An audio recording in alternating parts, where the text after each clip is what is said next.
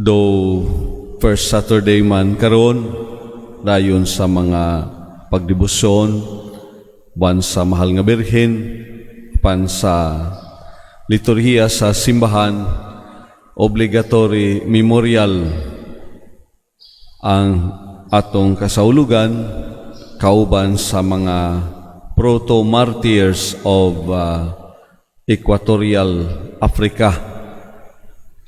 Nanindot unta sa sinugdanan ang maong buhat diha sa pagsangyaw sa maayong balita,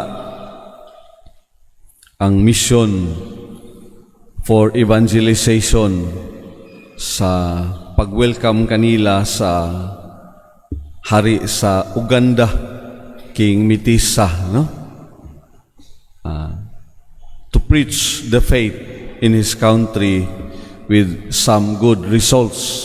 So very welcome sa sinugdanan ang unang mga misyonaryo nga nangabot didto, mga European sa mga puti nga nangabot sa Africa. However, matud pa sa maong istorya, when his successor King Mwanga assumed power in 1885, nanghitabo ang persecution against all those who evangelize, against all those who pray, that is, all Catholics. Nagsugod na dito ang persecution, pagpanglutos sa tanan nga sangyaw sa maayong balita, ug bisan asa ang mga Katoliko magakatigom sa pag-ampo, adunay mga pagpanglutos. And among the victims of this persecution, mauning mga batan-on nga mga Uganda, gipanguluhan ni Charles Luanga. Igo-igo kahimtang apan isip pangulo sa mga kabatanunan, gipuy-an gayon o gibarugan ang ilang gituuhan. Na dili pwedeng ikabaylo unsay gipangayo kanila sa ilang pangulo, no? Sa ilang hari. Ug mao kadto nga daghan kanilang nangamatay. Usa niini si San Carlos Luanga nga gisunog bisag buhi pa, no? Ug ang iyang mga kauban. So dili lalim nga matang sa kamatayon ang naagian nining mga batan-on, no? Apan walay ikatugbang, ikabaylo diha sa pagpadayag sa pagtuo. Mao nga si Pope Paul VI sa iyang pagdeklara nga mga martir o mga santos kining maong mga batan-on, nag-ingon nga these African martyrs inaugurate a new age. Africa is rising free and redeemed, but in their blood, no? Pinagi sa dugo nagiula nining maong mga martir, nahimong gawas nun ang Africa diha sa ilang pagpadayag sa ilang pagtuo, no? Pinagi sa mga sakripisyo, mga pag-antos ni ining mga tawhana nga naghatag, nagula sa ilang kaugalingon sa pagtuo. Nindot nga mamalandong ta nining mga butanga kay usahay sa akong kaugalingon nga pagpamalandong o pagtimbang-timbang sa pagdagan sa panahon, dili magparehas usahay ang mga pagsangyaw bisan sa mga preachers, no? Ang mga sermon sa mga kaparian o mga evangelizers or whoever, no? Usahay magdepende kung unsa nga matang sa teolohiya ang nagpaluyo, no? Dunay ginatawag nila nga theology of prosperity, nga mutan-aw diha sa grasya sa Ginoo sa tanan nga mga maayong butang nga ilang nadawat, no? Kay kini akong gipangayo o gihatag sa Ginoo, okay, mutan-aw diha sa grasya sa Ginoo, diha sa mga kalampusan, diha sa mga maanindot nga mga butang, usahay mutan-aw sa unsay mga pagantos o mga kasakit nga gaba naman na sa Ginoo, no? Usahay mutan-aw sa dili maayo nga kahimtang no? Punishment man na sa Ginoo nga gihatag kanimo, no? Mga kasakitan o guban pa, no? They see something na ang Ginoo kung hayahay, haruhay ang kinabuhi. Pero kung malisod, hala tingalig gisilutan ka, hala tingalig sa imong mga sala o sala sa katilingban o sa pamilya o unsa ba diha, no?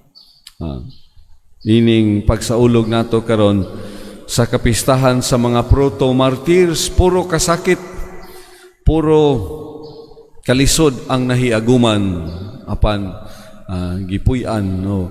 O wa gayud natandog diha sa ilang pagsalig ug pagtuo sa Ginoo, no? Tingali kung kita mao'y mo-assess niini, no? Lahi ni nga matang sa kinabuhi. But it's good to remind ourselves, no? Not dili sa tanan mga butang maayo tan-awon lamang nato diha ang grasya sa Ginoo, no? Bisan diha sa ebanghelyo nga atong nadungog sa atong Ginoong Hesukristo, he encountered a lot of criticisms, he encountered a lot of conflicts with the proper authorities during his time. Sumpay man kining atong ebanghelyo karon ni San Marcos. Kagahapon dihang gipanglimbuad ni Jesus ang mga mamaligyaay o ang mga tigpakatigayon dito sa templo. Unya niadto si Jesus sulod sa templo, samtang naglakaw-lakaw siya dito, gisukit-sukit siya sa mga kadagkuan, sa mga punuan, sa mga Hudeo o tingali sa mga pari, mga magtutudlo sa balaod, no? Unsay katungod mo sa pagbuhat ni ini, kinsay naghatag kanimo ninig katungod, no? O kabahin na kini sa iyang Paschal mystery, sa iyang mga pag-antos in conflict always with the proper authorities, no? Tubag ni Jesus sa maong pangutana, no? Mangutana usab ako kaninyo, tugani ako ninyo, diin man gikan ang katungod ni Juan sa iyang pagpamunyag, gikan ba sa Dios o gikan ba sa tao? Og nining bahina ang ilang mga pagtimbang-timbang, no? Atong masayran kung asa nagikan kining inspirasyon, no? Unsa may atong ikasulti. Kung moingon kita gikan sa Dios, musumbalik siya pagpangutana kanato. Kung moingon kita gikan sa tao, tiwas kita ani, no? Kayang mga tao mituo ra bagayod nga si Juan usa ka propeta. Busa tungod kay nagsalig lamang sa ilang tawhanon katakos, no? Miingon sila, wala kami masayod, protecting only their self-interests. Apan nahibalo si Jesus, so siya miingon, dili ka usab ka mo tuganan, hangtod nga tingali makarealize ka mo, no? Ang pagtuo bililhong gasa sa Dios. Ang pagpadayag sa maong pagtuo bililhong gasa sa Dios sa matag usa kanato, whether in good times and in bad, no? Hinaut-on ta nga magpabilin kita diha sa atong pagkaginasahan, o dili kita mawani sa pagtan-aw lamang diha sa mga kalampusan, mga maayong butang nga makaingon kita anaara diha ang kaayo sa Ginoo. Of course, no, God wants something best for each one of us. Hibaw gyud kita nga ang Ginoo source of all goodness, source of beauty, no? Atong during our recollection, Monsignor Fuentes shared to us the three ways, ang tulo ka agianan ngadto sa nga maangko na to ang kinabuhing dayo, no? The via caritati, via pulcra, and via veritati, no? Ang dalan sa kamatuoran, ang dalan diha sa order, beauty, sa kaanindot sa mga butang, o ang dalan diha sa kaayo ngadto sa usagosa, no? Hinauton ta ining mga pagtulunan diha sa kinabuhi atong mapuy-an, bisan kon sa kanunay mga pagsulay ug mga kalisdanan ato sang masinati matag karon og unya.